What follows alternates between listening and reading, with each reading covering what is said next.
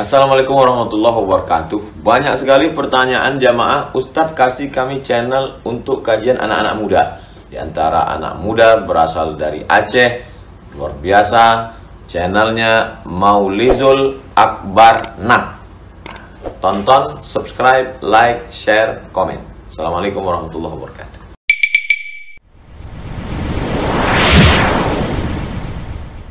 Assalamualaikum warahmatullahi wabarakatuh. Alhamdulillahil wahidil ahad, lam yalid wa lam yulad wa lam yakul lahu kufuwan ahad. Asyhadu an la ilaha illallah wahdahu la syarika lah wa asyhadu anna Muhammadan abduhu wa rasuluhul karim. Allahumma salli wa sallim ala nabiyyina al-Mustafa Muhammadin wa ala alihi wa ashabihi ajma'in. Amma ba'd. Rabbi shrah li sadri wa yassir li amri wahlul 'uqdatam min lisani yafqahu qawli. Segala puji bagi Allah, kemudian salawat dan salam kepada Rasulullah, pada keluarga dan seluruh sahabat-sahabatnya. Ya Allah muliakan insyaAllah bapak-bapak, ibu-ibu, jemaah salat subuh yang berhadir karena Allah. Mudah-mudahan Allah balas dengan surganya insyaAllah. Bapak Ibu yang Allah muliakan,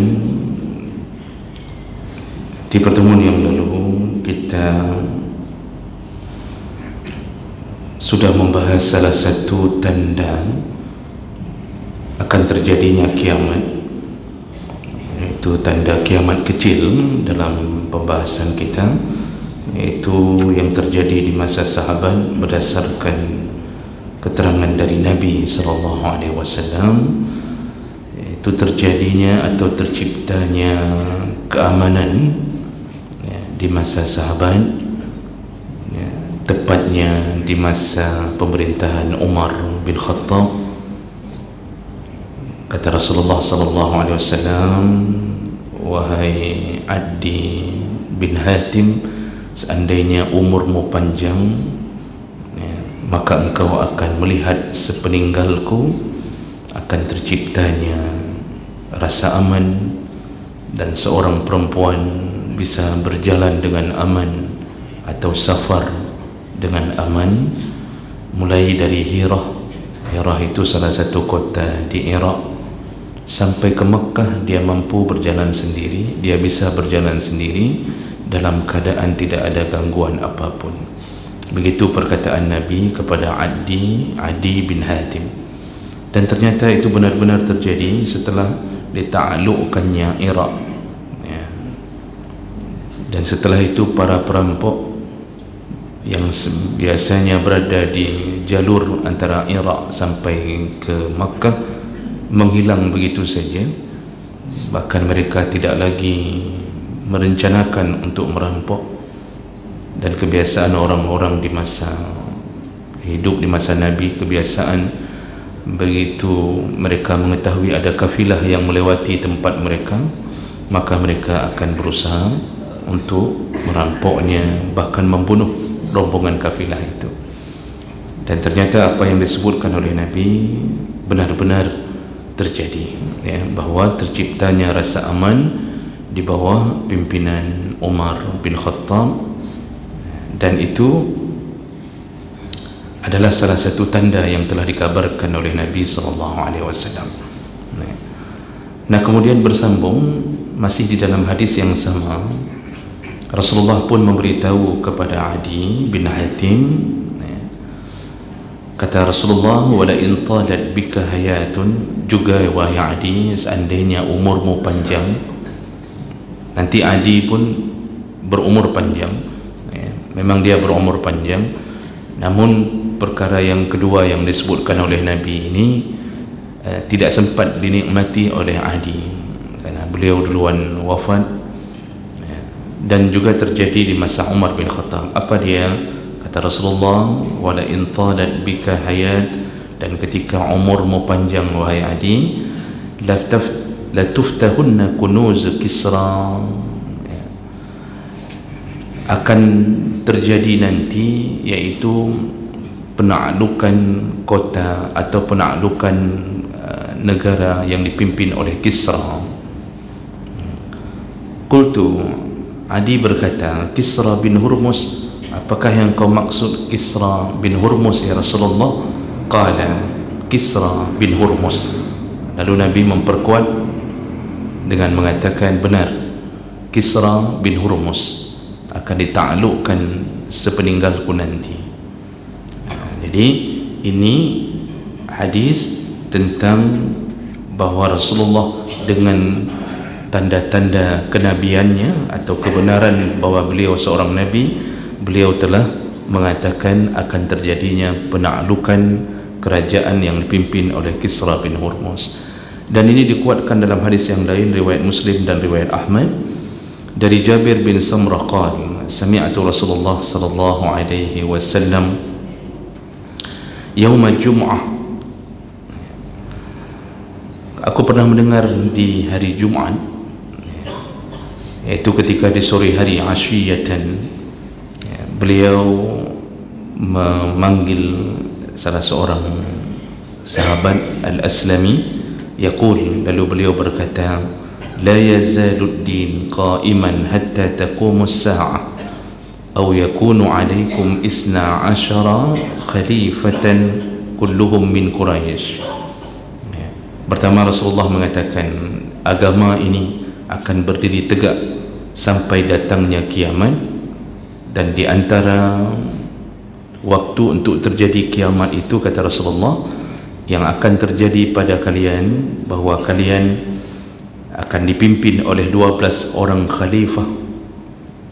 Kalian akan mengalami masa yaitu dipimpin oleh 12 orang khalifah, kulluhum min Quraisy, dan semuanya berasal dari Quraisy. Wa sami'tuhu yaqul, lalu aku mendengarkan beliau menyambung perkataannya, usaybatun minal muslimin yaftatihuna al-bait al-abyad baitu Kisra atau ahli Kisra. Dan berikutnya di bawah salah satu pemerintahan 12 khalifah itu, maka akan ditaklukkan yaitu rumah yang putih, Baitul Abyad, rumah putih yang dimiliki oleh Kisra dan keluarga Kisra.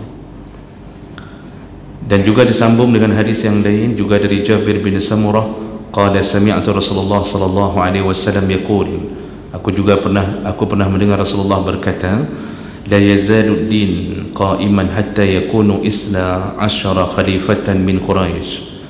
Agama ini, iaitu maksudnya Islam, akan berdiri tegak dan itu akan terus sampai selesainya 12 khalifah. Kembali Nabi menyebutkan sampai tegaknya pimpinan di bawah 12 khalifah min Quraisy, dan semuanya dari Quraisy. Summa yakhruju kazzabun baina yaday sa'ah. Nah, kemudian bermunculanlah para pembohong sebelum datangnya kiamat. Ini sudah kita jelaskan dari masa Nabi itu sudah muncul para pembohong, dan itu juga tanda kiamat.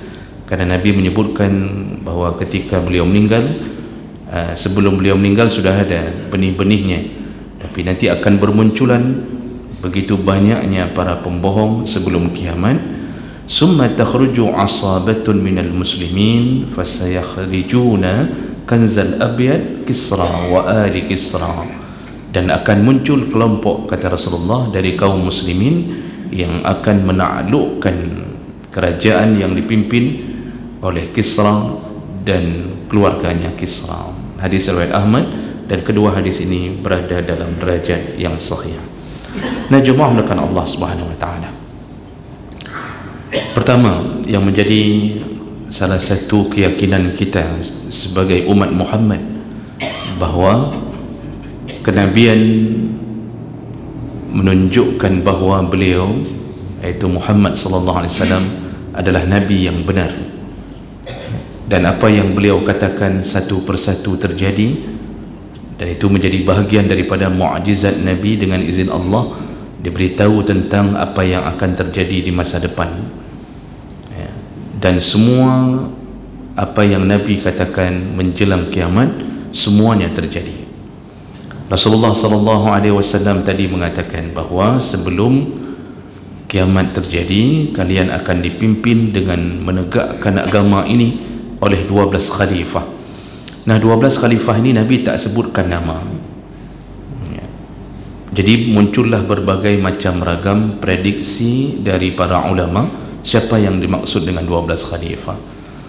Kebanyakan ulama-ulama yang berasal dari kalangan Ahlus Sunnah itu menyebutkan bahawa yang dimaksud mulai dari Abu Bakar, Umar, Utsman, Ali, lalu kemudian para sahabat yang dikirim oleh para sahabat, oleh para khalifah ini untuk memimpin di kota yang lain, ya, termasuk Mu'az bin Jabal ke Yaman, Amr bin As ke Mesir, dan seterusnya. Sa'ad bin Abi Waqqas menguasai sampai ke negeri Syam, dan seterusnya, ya. Dan itu semuanya dari kalangan orang-orang Quraisy. Begitu kata sebahagian ulama.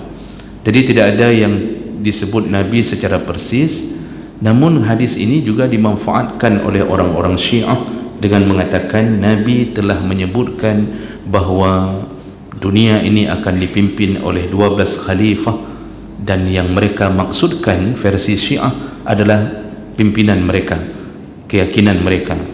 Jadi mulai dari Ali bin Abi Thalib, kemudian Hasan bin Ali, Husain bin Ali, dan sampai seterusnya Ja'far, dan seterusnya Ja'far As-Sadiq, dan seterusnya sampai Imam Al-Mahdi.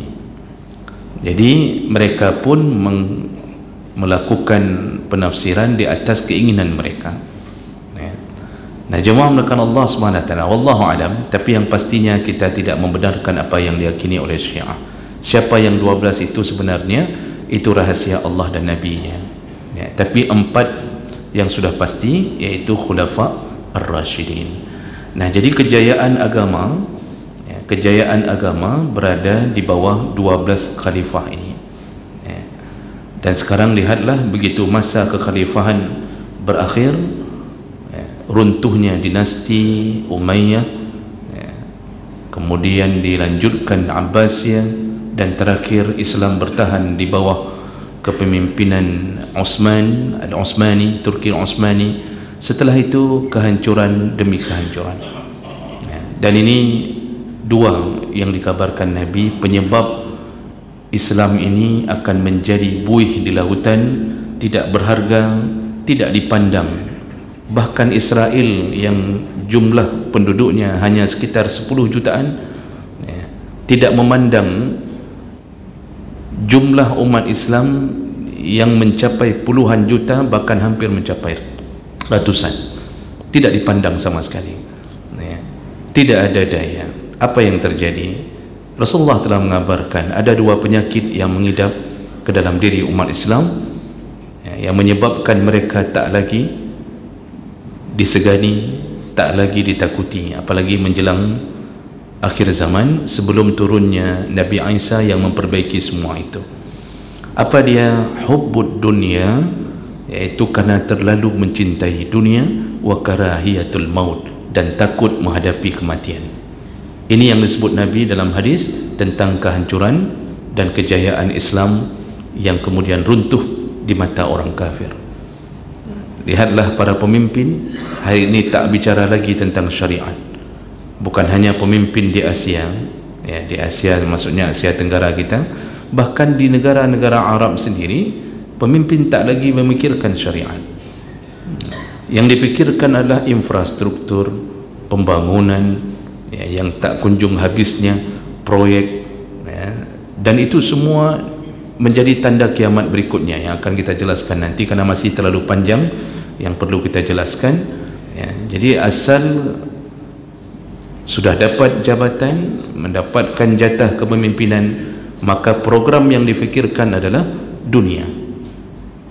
Padahal infrastruktur tidak menjamin kebahagiaan, karena Allah Subhanahu wa taala telah menyebutkan kunci bahagia dalam sebuah negara. Lau amana ahlul qura wattaqau, seandainya penduduk satu negara beriman dan mereka bertakwa kepada Allah, disitulah Allah buka semua pintu rezeki, Allah buka keberkahan, Allah buka kebahagiaan. Walaupun hidup dengan rumah yang sederhana, tapi kalau semuanya bertakwa, maka pasti negara itu bahagia, kata Allah. Hari ini bahagia itu dialihkan menjadi harta, padahal hari demi hari terus memupuk dosa. Apa kurangnya bahagia orang-orang yang kemudian dipenuhi harta di Dubai, ya, di Abu Dhabi, Qatar. Tapi kalau kita ke sana, Masya Allah, bahkan salah satu negara yang menyediakan fasilitas maksiat terbesar. Jadi jemaah melakukan Allah Subhanahu wa taala, Rasulullah mengabarkan dalam hadis tentang kepemimpinan yang menjaga agama itu ada di tangan 12 khalifah. Nah, setelah itu tidak lagi menjadi target utama menjaga syariat. Kalaupun ada bahasa menjaga syariat, biasanya hanya di musim kampanye saja, Pak. Menyolong menang, ya, menyolong menang, nyo masjid mandum. Bird katanya, waktu kalau saya menang semua kehidupan di masjid saya akan begini dan begitu, kita hidupkan syariat Islam. Begitu menang, ke masjid pun tak pernah nampak lagi. Jadi hanya di mulut saja. Sayangnya dia orang bodoh, yang memilihnya pun lebih bodoh. Sudah tahu orangnya memang hanya penipu belaka. Ya. Jadi jemaah melakukan Allah Subhanahu wa taala, begitulah kehidupan akhir zaman. Tapi Nabi masih mengabarkan ini bukan terjadi di akhir zaman, terjadi di masa sahabat. Lalu berikutnya Rasulullah mengabarkan bahawa kamu akan melihat, ya, setelahku dita'alluqkannya rumah putih, Al-Baitul Abyad, rumah putih yang dimiliki oleh Kisra. Nah, jemaah melakukan Allah, sedikit perlu kita tambahkan informasi bahawa disebut rumah putih oleh Rasulullah itu merujuk kepada model istana yang dipimpin oleh Kisra. Nah, Kisra ini atau Kisra bin Hurmus yang disebut namanya oleh Nabi adalah salah seorang raja yang menguasai Persia. Jadi Persia yang dimaksud oleh Nabi akan dita'alluqkan, karena di saat itu peradaban kebudayaan itu yang paling besar setelah Romawi adalah Persia. Jadi kerajaannya begitu hebat, kekayaannya itu luar biasa, dengan istana yang megah, pasukan perang yang siap sedia, tidak kurang apapun. Dan itu salah satu yang menyebabkan Nabi ingin membuat mereka terselamatkan di akhirat dengan mengislamkan mereka. Jadi menaklukkan di masa Nabi itu artinya menyelamatkan. Bagi orang yang membenci Islam mengatakan Nabi suka berperang, padahal para orang yang faham mereka akan mengatakan untung Persia dikuasai oleh Islam. Kalau tidak, maka mereka juga akan menjadi penghuni neraka. Jadi memerangi bukan membuat kezaliman. Buktinya semua negara yang dikuasai oleh para sahabat, dikuasai oleh Islam di zaman itu, tidak ada yang terzalimi, yang terbunuh pun hanya yang melawan. Dipelihara, bahkan agama-agama di luar Islam tidak disakiti, mereka cukup hanya membayar pajak sebagai bukti bahawa mereka ta'aluk di bawah kepemimpinan Islam. Setetes darah pun tidak diganggu. Bahkan seorang nenek tua Yahudi ketika Amr bin As meluaskan kejayaan Islam ke tanah Mesir, itu satu nenek tua tidak mau tanahnya, tidak mau rumahnya digusur, padahal Amr bin As ingin meluaskan masjid yang kemudian diberi nama dengan Masjid Amr bin As, ya. Sampai sekarang masih bernama Amr bin As masjid itu, Pak. Ingin diluaskan, ternyata ada rumah yang berdiri di area yang akan diluaskan, dan itu milik seorang nenek tua beragama Yahudi. Jadi Amr bin As kemudian melihat nenek itu menolak, sehingga sampai terjadi penundaan gara-gara tanah itu ditolak untuk dipindahkan. Padahal Amr bin As membayar dengan tanah yang lebih baik, dengan harga yang lebih baik. Jadi dibuatkan rumah yang baru, tapi nenek ini tidak mau. Akhirnya Amr bin As marah dan kemudian menghancurkan rumah nenek ini.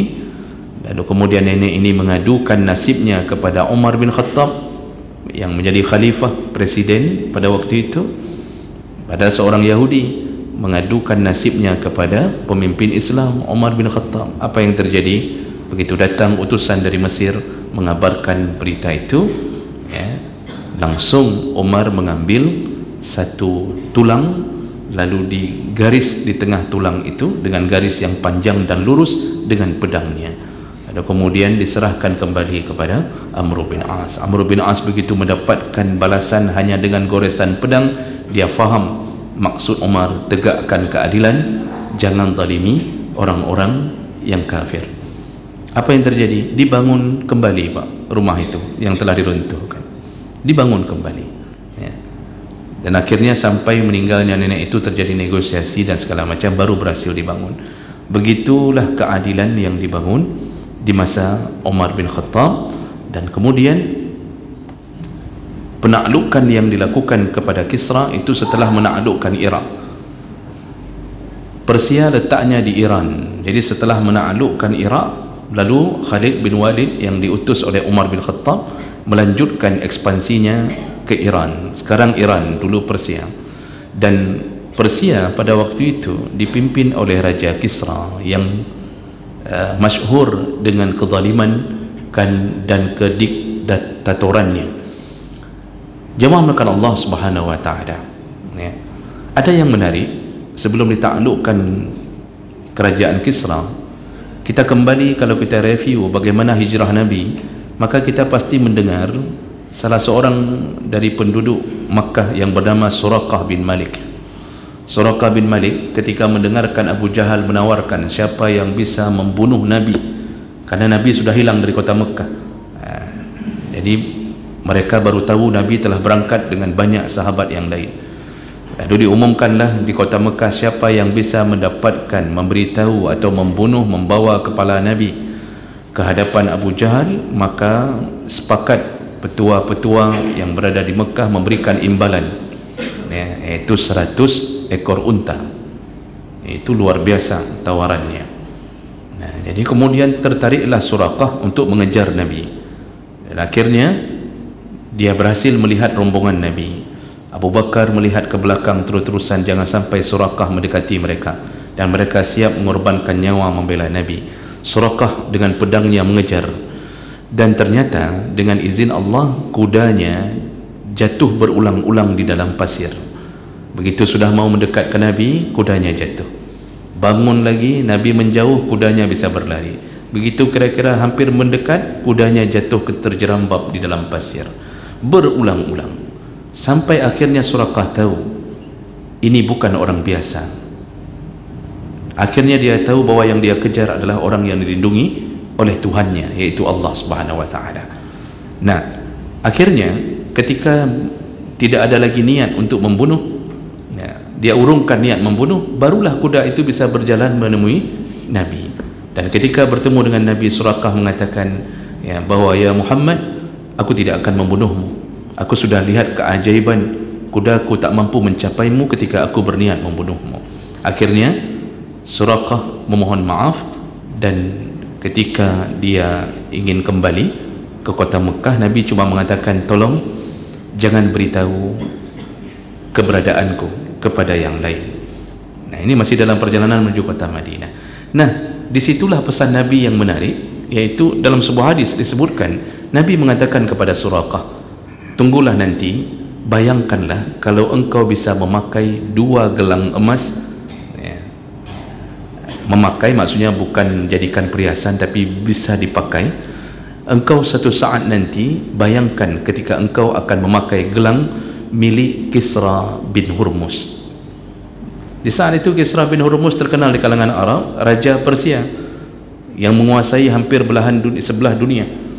Jadi terbayang oleh Suraqah, mana mungkin dia memakai gelang milik raja Persia. Dan apa yang terjadi jemaah melakukan Allah Subhanahu wa taala?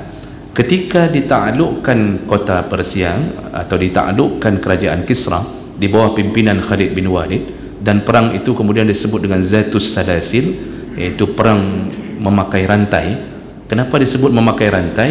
Ternyata pasukan Kisra yang jumlahnya puluhan ribu orang, pasukan Persia, tak mampu mengalahkan 18.000 pasukan muslimin yang di bawah pimpinan Khalid bin Walid. Bahkan mereka nekat diperintah oleh rajanya, mereka nekat, tidak boleh ada yang lari dari medan perang menghadapi orang Islam ya. Bagaimana caranya? Diikatlah di tali di kaki mereka rantai yang panjang. Jadi antara sesama pasukan, satu orang dengan orang yang berikutnya itu diikat rantai yang panjang. Jadi diikat itu supaya tidak ada yang lari. Mungkin belajar bahawa banyak yang sudah lari menghadapi kaum muslimin. Mereka masih bisa bergerak dengan rantai yang panjang itu, tapi tidak ada yang bisa lari. Akhirnya dihabisi oleh kaum muslimin. Dan singkat cerita, Kisra berhasil dibunuh. Lalu setelah ditaklukkan, pasukan kaum muslimin memasuki kota atau kerajaan Kisra. Disitulah Kisra jatuh, Persia dikuasai kaum muslimin. Dulu di masa Rasulullah pernah dikirimkan surat kepada Raja Kisra, yang mengajak untuk masuk Islam. Tapi kemudian apa yang terjadi? Suja' bin Wahab yang diutus Nabi mengirimkan surat mengatakan, suratmu dirobek oleh Kisra, wahai Nabi, hanya gara-gara diletakkan nama Allah duluan dengan Muhammad. Jadi bunyi suratnya Bismillahirrahmanirrahim, dengan nama Allah, kemudian aku Muhammad hamba Allah dan Rasulullah, kepada Kisra. Jadi diletakkan nama Kisra setelah Muhammad. Jadi bangun egois seorang pemimpin, dia merasa dilecehkan, dirobek. Di situ pulang Suja' melapor ke Nabi. Nabi mengatakan, lihatlah nanti kerajaannya pun dirobek-robek oleh Allah, dan ternyata itu berada di tangan pemerintahan Umar bin Khattab. Nah, akhir kisah jemaah melakukan Allah Subhanahu wa taala, setelah pasukan muslimin memasuki kota Persia, dilihatlah keindahan kerajaan itu, dan itu kaum muslimin belum pernah masuk ke situ. Begitu megahnya istana, dalam setiap ruang dipenuhi dengan emas dan perak. Bahkan ada gudang tersimpan ribuan bejana, bejana maksudnya perabotan-perabotan, semua terbuat dari emas. Keindahan kerajaannya itu begitu indah didesain, karena mereka ahli menjadi desainer untuk sebuah bangunan itu cukup indah. Dan setelah itu, ketika sudah sampai di tempat singgasananya Kisra, ada satu mimbar untuk dia bisa berceramah kepada pasukannya. Umar bin Khattab tiba-tiba memanggil Suraqah, wahai Suraqah, majulah ke sini, naiklah ke atas mimbar ini, karena aku akan menyematkan 2 gelang milik Kisra. Lalu Umar, itu pencarian 2 gelang itu karena Umar tahu bahwa pasti ada 2 gelang itu, karena Nabi mengatakan 2 gelang itu akan masuk ke tangan Suraqah. Akhirnya Umar mencari di balik banyaknya emas dan perak, ditemukanlah 2 gelang pribadi milik Kisra, disematkanlah ke tangan Suraqah. Begitu Suraqah menerimanya, ini sudah masuk Islam ceritanya. Suraqah begitu menerimanya, dia menyebut nama Allah, lalu dia menyebut kembali nama Muhammad Rasulnya, dan dia bersujud kepada Allah, menangis mengingat kenabian seorang Muhammad sallallahu alaihi wasallam yang telah mengatakan, engkau akan memakai 2 gelang milik Kisra, pemimpin paling hebat di Persia pada masa itu. Dan itulah Nabi kita sallallahu alaihi wasallam. Itulah tanda kiamat yang terjadi ketika Nabi mengatakannya akan terjadi sebelum kiamat, setelah di dalam pimpinan 12 khalifah penaklukan Kisra bin Hurmuz. Jadi jemaah melakukan Allah, tanda kiamat itu sudah banyak dikabarkan Nabi. Dan kitab yang kita pegang ini ada 2 jilid yang baru kita bahas, baru sampai pada tahap tanda kiamat di masa sahabat Nabi sallallahu alaihi wasallam. Mudah-mudahan bermanfaat dan mudah-mudahan menambah iman kita kepada Rasulullah sallallahu alaihi wasallam. Subhanakallahumma bihamdik, asyhadu an la ilaha illa anta, astaghfiruka wa atubu ilaik. Wassalamu alaikum warahmatullahi wabarakatuh.